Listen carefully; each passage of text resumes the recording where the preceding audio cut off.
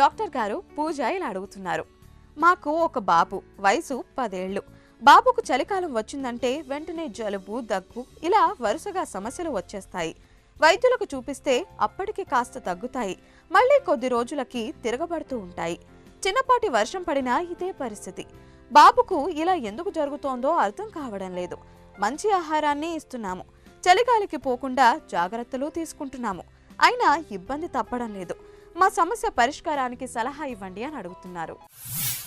పూజ గారు, మీరు అడిగినటువంటి క్వశ్చన్ చాలామంది తల్లిదండ్రులు అడుగుతూ ఉంటారు. ఇక్కడ మనం గమనించాల్సింది ఏంటంటే, ఎస్పెషల్లీ చలికాలంలో మీ బాబు వయసు 10 సంవత్సరాలు అని చెప్తున్నారు. 10 సంవత్సరాల పిల్లలకి ఎస్పెషల్లీ ఈ వర్షాకాలంలో కానివ్వండి, లేకపోతే శీతాకాలంలో కానివ్వండి, ఇన్ఫెక్షన్స్ మీరు అన్నట్టు తరచు జలుబు, దగ్గు రావడం సహజం. అండ్ మీరు చెప్పిన క్వశ్చన్ బట్టి సమాధానం, యూజువల్గా ఈ పిల్లలకి ఎలర్జీ ఉంటుంది.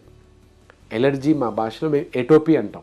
ఈ ఎటోపీ అంటే ఈ చలిగాలు వచ్చినప్పుడు, వర్షాలు వచ్చినప్పుడు ఈ చలికి, ఈ దుమ్ముకి, ఈ పొల్యూషన్కి, ఈ స్మోక్కి కొన్నిసార్లు పోలన్ గ్రెయిన్స్ ఉంటాయి. ఆ పోలన్ గ్రెయిన్స్ చెట్లు ఆడినప్పుడు కానీ లేకపోతే బయట తిరిగినప్పుడు కానీ కామన్గా వస్తూ ఉంటుంది. అంటే there is a trigger, there is an allergen, there is an atopy. So trigger ఉంది, అక్కడ ఒక ఎలర్జెన్ ఉంది, ఎటోపీ అంటాం. ఈ ఒక్క దాన్ని మనం గమనించి, ఎస్ ఈ పిల్లలకి ఎటువంటి ఎటోపీ ఉంది, జలుబు దగ్గు వచ్చి దానివలన టాన్సిల్స్, ఎడినాయిడ్స్, స్వెల్లింగ్ వచ్చిందా, లేకపోతే అస్తమానం దగ్గు వచ్చేసిన అప్పర్ రెస్పిరేటరీ ఇన్ఫెక్షన్స్తో కూడినటువంటి ఇన్ఫెక్షన్స్ వస్తున్నాయా, లేకుంటే లోవర్ రెస్పిరేటరీ ఇన్ఫెక్షన్స్ కానివ్వండి, లేకపోతే ఆస్తమా, చైల్డ్హుడ్ ఆస్తమా అంటాం, అటువంటికి ట్రిగ్గర్ తీసి దానికి దారి తీస్తుందా గమనించాలి. సో టు సమ్మరైజ్ మీకు చెప్పాల్సిన విషయం ఏంటంటే, మొట్టమొదటిది కారణం ఏంటో తెలుసుకోవాలి.